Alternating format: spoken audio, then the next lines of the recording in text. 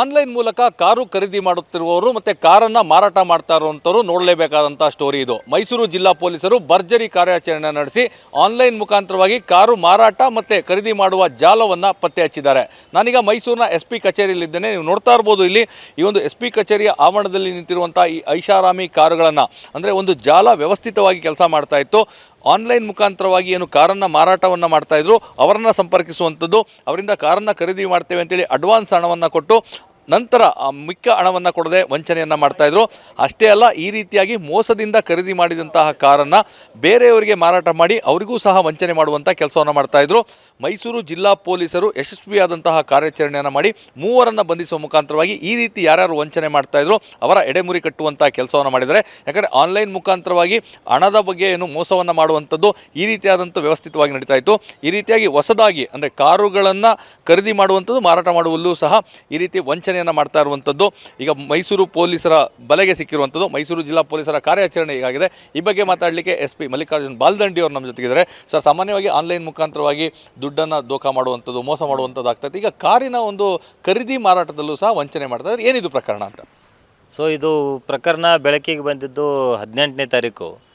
ಒಬ್ಬರು ಅಭಿಷೇಕ್ ಅಂತೇಳಿ ಬನ್ನೂರು ಠಾಣೆಗೆ ಬಂದು, ನಾನು ಫೇಸ್ಬುಕ್ ಮುಖಾಂತರ ಒಬ್ಬ ರುಮಾನ್ ಶರೀಫ್ ಅಂತೇಳಿ ಪರಿಚಯ ಆದ. ಆತ ನನ್ನ ಕಡೆ ಐಷಾರಾಮ ಕಾರುಗಳಿದ್ದಾವೆ, ಅದನ್ನು ಕಡಿಮೆ ದರಕ್ಕೆ ನಾನು ಕೊಡ್ತೀನಿ, ನೀವು ತೊಗೋತೀರಾ ಅಂತೇಳಿ ಕೇಳಿದ.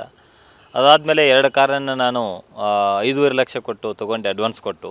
ಉಳಿದ ಹಣವನ್ನು ನಾನು ಎಲ್ಲ ದಾಖಲಾತಿಗಳು ಬಂದ ಮೇಲೆ ಕೊಡ್ತೀನಿ ಅಂತ ಹೇಳಿದ್ದೆ. ಇದುವರೆಗೆ ದಾಖಲಾತಿಗಳು ಕೊಟ್ಟಿಲ್ಲ. ಅದನ್ನು ಕೇಳಕ್ಕೆ ಹೋದರೆ ನನಗೆ ಗಲಾಟೆ ಮಾಡಿದ್ರು ಅಂತ ಹೇಳಿ ಒಂದು ಪ್ರಕರಣ ದಾಖಲಿಸ್ತಾರೆ.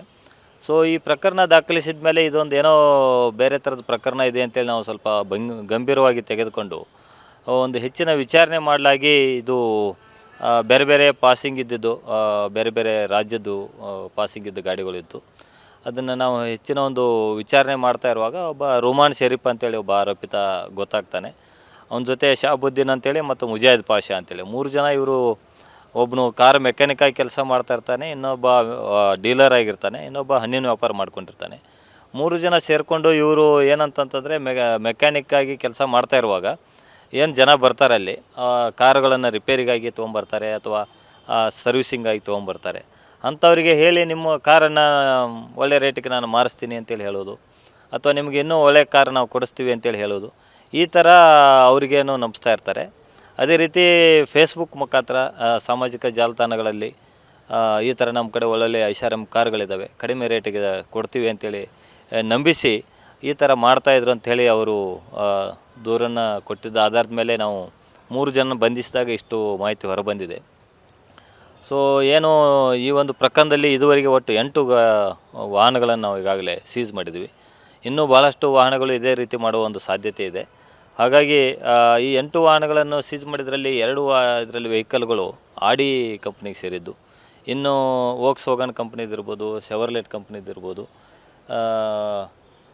ಇನ್ನು ಬೇರೆ ಬೇರೆ ಕಂಪ್ನಿ, ಹುಂಡೈ ಕಂಪ್ನಿದು ಒಂದು ಕಾರ್ ಇದೆ. ಐಷಾರಾಮಿ ಕಾರುಗಳನ್ನೇ ಟಾರ್ಗೆಟ್ ಮಾಡ್ತಾ ಇದ್ರ ಅಥವಾ ಹೇಗೆ ಅಂತ?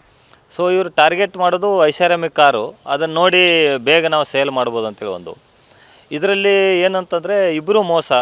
ಯಾರು ಕಾರನ್ನು ಸೇಲ್ ಮಾಡಿದ್ರು ಅವರಿಗೂ ಮೋಸ. ಯಾಕಂದರೆ ಅಡ್ವಾನ್ಸ್ ಆಗಿ ಏನೋ ಒಂದು 10 ಲಕ್ಷ ಗಾಡಿ ಇದ್ದರೆ ಒಂದು 2 ಲಕ್ಷ ಅಷ್ಟೇ ಕೊಟ್ಟು ಅವರಿಗೆ ತೊಗೊಂಡ್ಬಿಡ್ತಾರೆ. ನಂತರ ಈ ಉಳಿದ ದುಡ್ಡನ್ನು ಕೊಟ್ಟು ನಾವು ನಿಮ್ಮ ದಾಖಲಾತಿಗಳನ್ನು ತೆಗೆದುಕೊಳ್ತೀವಿ ಅಂತ ಹೇಳ್ತಾರೆ. ಆವಾಗ ಅವ್ರಿಗೆ ನಾಟ್ ರೀಚಬಲ್ ಆಗಿಬಿಡ್ತಾರೆ, ಅವ್ರಿಗೆ ಸಿಗೋದಿಲ್ಲ. ಆಮೇಲೆ ಇದೇನು ಈ ಗಾಡಿಯನ್ನು ತೆಗೆದುಕೊಂಡಿರ್ತಾರೆ, ಕೇವಲ 2 ಲಕ್ಷ ಕೊಟ್ಟು ಗಾಡಿಯನ್ನು ತೆಗೆದುಕೊಂಡಿರ್ತಾರೆ. ಇದನ್ನು ಇನ್ನೊಬ್ಬರಿಗೆ ಆನ್ಲೈನಲ್ಲಿನೋ ಅಥವಾ ಬೇರೆ ಬೇರೆ ಮುಖಾಂತರ ಮಾರಾಟ ಮಾಡಿ ಅವರಿಗೆ ಅವ್ರ ಕಡೆಯಿಂದ ಅಡ್ವಾನ್ಸ್ ದುಡ್ಡು ತೊಗೊಳ್ಳೋದು, ಅವರಿಗೆ ಗಾಡಿ ಕೊಡೋದು. ಸೊ ಅವ್ರಿಗೆ ಗಾಡಿ ಕೊಟ್ಟ ಮೇಲೆ ಅವರಿಗೆ ದಾಖಲಾತಿಗಳು ಕೊಡೋದಿಲ್ಲ. ಸೊ ಹೀಗೆ ಅವನಿಗೂ ಮೋಸ ಆಗ್ತದೆ, ಇವನಿಗೂ ಮೋಸ ಆಗ್ತದೆ. ಇದ್ರ ಮಧ್ಯದಲ್ಲಿ ಇವರು ಅಡ್ವಾನ್ಸ್ ಏನು ದುಡ್ಡು ತೊಗೊಂಡಿರ್ತಾರೆ, ಈ ದುಡ್ಡನ್ನು ತೆಗೆದುಕೊಂಡು ಇವರು ತಮ್ಮ ಸ್ವಂತಕ್ಕೆ ಬಳಸ್ಕೊಂಡಿದ್ದಾರೆ. ಒಟ್ಟು ಈ ರೀತಿ ನಂಬಿಸಿ ಒಂದು ನಿಮ್ಮ ದಾಖಲಾತಿ ತೆಗೆದುಕೊಂಡು ಹೋಗ್ತೀವಿ ಅಂತೇಳಿ ನಂಬಿಸಿ ಅವ್ರ ಕಡೆಯಿಂದ ಕಾರ್ ತೊಗೊಂಡಿರ್ತಾರೆ, ಇನ್ನೊಬ್ಬರಿಗೆ ದಾಖಲಾತಿ ಕೊಡ್ತೀನಿ ಅಂತೇಳಿ ನಂಬಿಸಿರ್ತಾರೆ. ಎಲ್ಲಿವರೆಗೂ ಮೋಸ ಹೋಗೋರು ಇರ್ತಾರೋ ಅಲ್ಲಿವರೆಗೂ ಮೋಸ ಮಾಡೋರು ಇರ್ತಾನೆ ಒಂದು ಮಾತಿದೆ. ಈ ರೀತಿಯಾಗಿ ಜನರು ಸಾಕಷ್ಟು ಈ ರೀತಿಯಾದಂಥ ಆಮಿಷಗಳಿಗೆ ಒಳಗಾಗ್ತಾರೆ. ತಮ್ಮ ಸಲಹೆ ಏನು ಸರ್? ಸೊ ಜನ ಏನಂತಂದರೆ, ಈಗ ಕಾರುಗಳನ್ನು ತೆಗೆದುಕೊಳ್ಬೇಕಾದ್ರೆ ರಿಜಿಸ್ಟರ್ಡ್ ಡೀಲರ್ಸ್ ಇರ್ತಾರೆ, ಅಂಥ ಕಡೆ ಹೋಗಿ ತೊಗೋಬೇಕು. ಆನ್ಲೈನಲ್ಲಿ ಈ ಥರ ಪರಿಚಯ ಆಗಿ ಯಾರೋ ಅಪರಿಚಿತರ ಜೊತೆಗೆ ವ್ಯವಹಾರ ಮಾಡಿದರೆ ಇದೇ ರೀತಿ ಆಗ್ತದೆ.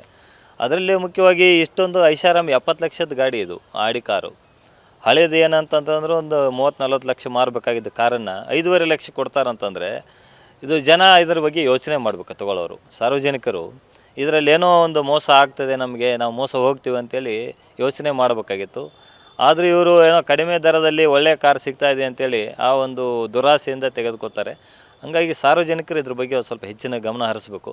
ಮುಖ್ಯವಾಗಿ ಏನೋ ಒಂದು ಕಾರು ಐಷಾರಾಮಿ ಕಾರು ಕಡಿಮೆ ದರಕ್ಕೆ ಸಿಗ್ತದೆ ಅಂತೇಳಿ ತೊಗೋದಕ್ಕಿಂತ ಮುಂಚೆ ಯೋಚನೆ ಮಾಡಿ ದಾಖಲಾತಿಗಳು ಎಲ್ಲ ಬಂದ ಮೇಲೇ ನಾವು ತೊಗೋತೀವಿ ಅಂತ ಹೇಳಿ ದುಡ್ಡನ್ನು ಕೊಟ್ಟರೆ ಡೆಫಿನೆಟಾಗಿ ಉಳಿತದೆ. ಈಗ ನೋಡಿ ನಾವು ಇವರು ಅಡ್ವಾನ್ಸ್ ದುಡ್ಡು ಕೊಟ್ಟು ಗಾಡಿ ಪರ್ಚೇಸ್ ಮಾಡಿದ್ದಾರೆ, ನಾವು ಅವ್ರ ಕಡೆಯಿಂದ ರಿಕವರಿ ಮಾಡಬೇಕಾಗಿದೆ.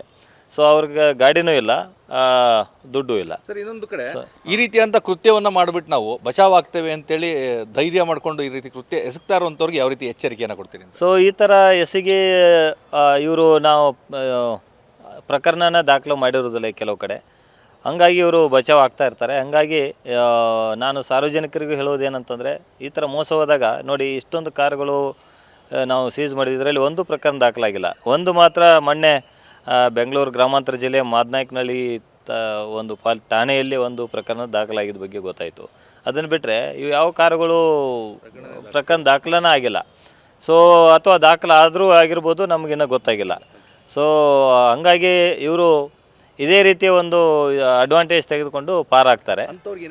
ಸೊ ಅಂಥವರಿಗೆ ನಾವು ಈಗ ಸೂಕ್ತ ವಿವಿಧ ಸೆಕ್ಷನ್ಗಳ ಅಡಿಯಲ್ಲಿ ನಾವು ಪ್ರಕರಣಗಳನ್ನು ದಾಖಲಿಸಿದ್ವಿ ಮತ್ತು ಹೆಚ್ಚು ಪ್ರಕರಣಗಳನ್ನು ದಾಖಲೆ ಮಾಡ್ತೀವಿ. ಪ್ರತಿಯೊಂದು ವೆಹಿಕಲ್ಗೆ ಸಂಬಂಧಪಟ್ಟಂತೆ ಒಂದೊಂದು ಪ್ರಕರಣ ದಾಖಲಿಸಿ ಬೇರೆ ಬೇರೆ ಕೋರ್ಟಿಗೆ ಅವರಿಗೆ ನಾವು ಕಳಿಸಿದಲ್ಲಿ, ಸೊ ಅದರಿಂದ ಅವರಿಗೆ ಡೆಫಿನೆಟಾಗಿ ಮುಂದೆ ಈ ಥರ ಮಾಡೋರಿಗೂ ಸಹಿತ ಇದರಿಂದ ಈ ಥರ ಶಿಕ್ಷೆ ಆಗ್ತದೆ ಅಂತೇಳಿ ಒಂದು ಎಚ್ಚರಿಕೆ ಸಹಿತ ಅವರಿಗೆ ಆಗ್ತದೆ.